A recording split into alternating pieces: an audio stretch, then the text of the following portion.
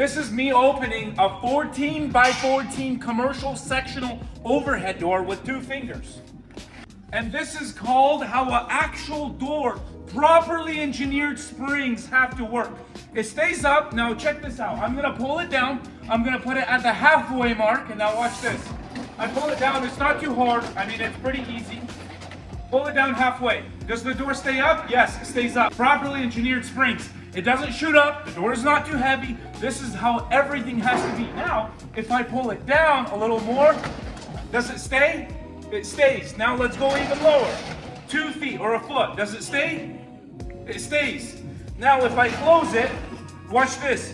When I close it, it doesn't even fall. It's not too heavy. This is a properly engineered spring for the correct door. And then when I close it, does it stay closed? Yes.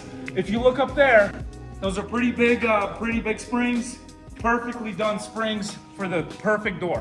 So if you want to schedule a free consultation, call Elite Doors or visit our website, and me or somebody else will get a hold of you.